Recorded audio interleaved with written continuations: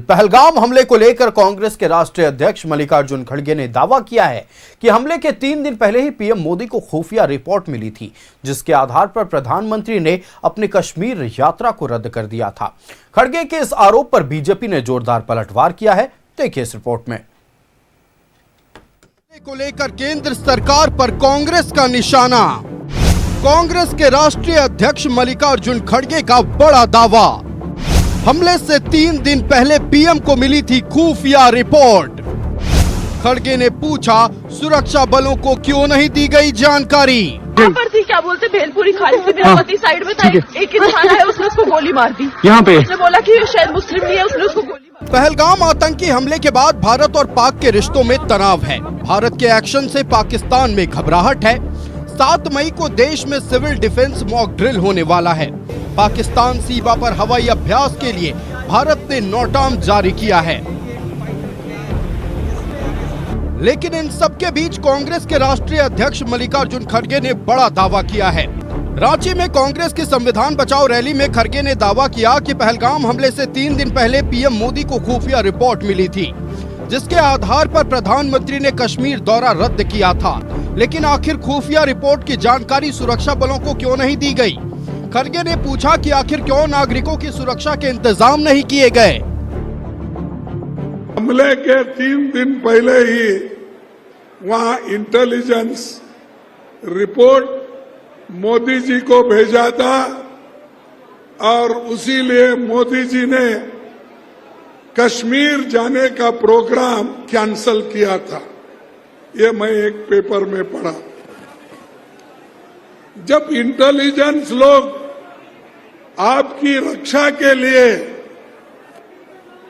ये कहते हैं आप जाना मुनासिब नहीं है, तो आप वही बात अपने इंटेलिजेंस लोगों को, सिक्योरिटी को, वहां के पुलिस को, वहां के बॉर्डर फोर्स को आपने क्यों नहीं इत्तला दिया और क्यों ये सुरक्षित लोगों का सुरक्षितपन क्यों नहीं किया?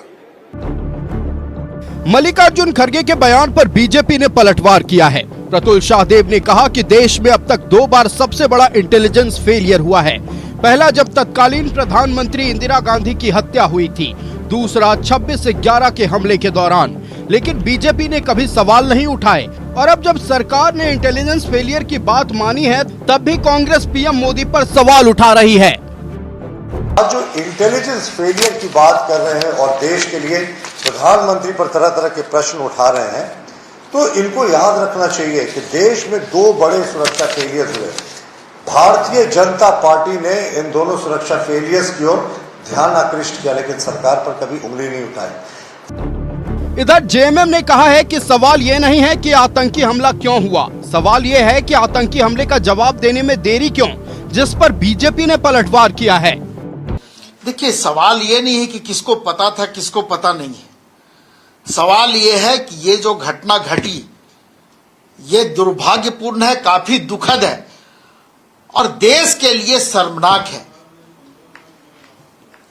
हमारा पड़ोसी देश से अगर इस तरह की घटना होती है, अंजाम दिया जाता है और हमारी प्रतिक्रिया नहीं होती है, ये दुर्भाग्यपूर्ण है।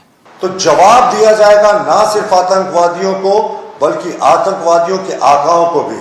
और हम आपके माध्यम से बताना चाहते हैं, कांग्रेस पार्टी को विचलित नहीं हो। समय भी हम तय करेंगे, तिथि भी हम तय करेंगे, लेकिन मारेंगे तो जरूर उन सारे आकाओं को जिन्होंने आतंकवाद को प्रश्रय दिया है और उन सारे आतंकवादियों को भी नेस्तनाबूद करेंगे।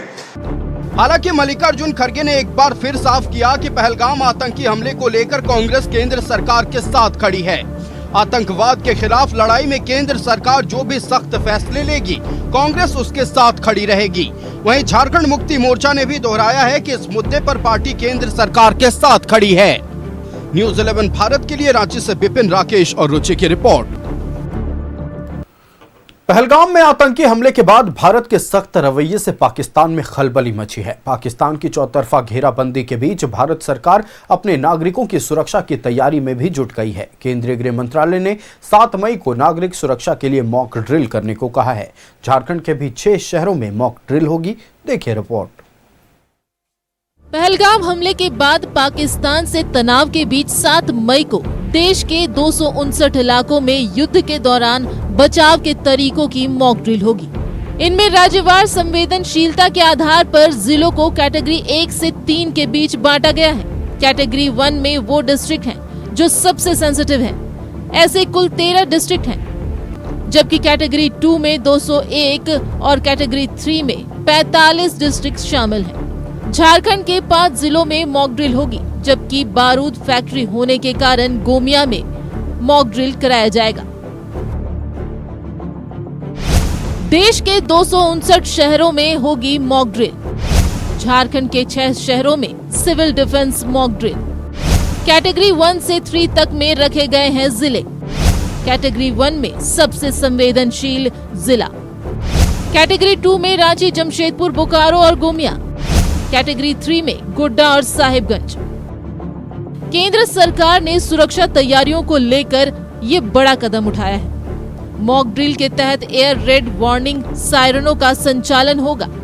यह बड़े खतरे और दुश्मन की गतिविधियों को लेकर अलर्ट जारी करने से जुड़ा कदम है।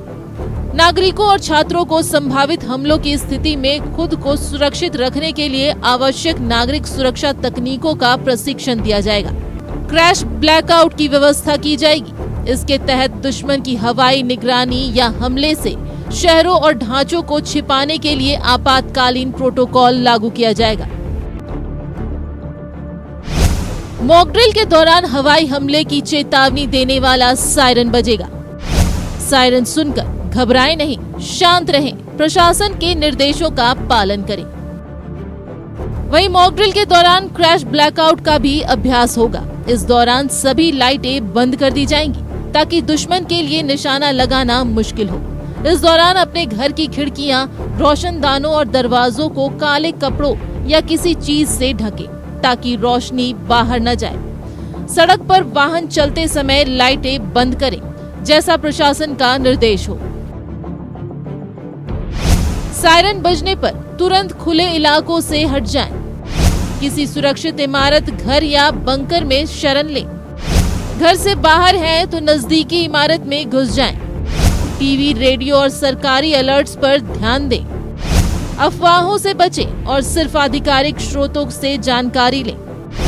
सोशल मीडिया या अन्य स्रोतों से आने वाली अपुष्ट खबरों पर विश्वास न करें।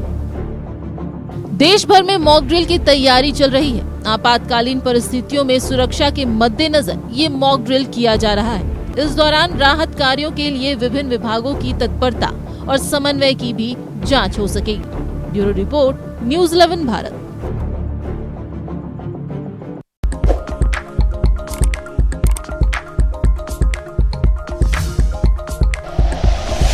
Like and share videos, subscribe करें हमारा चैनल और प्रेस करें बेल आइकॉन।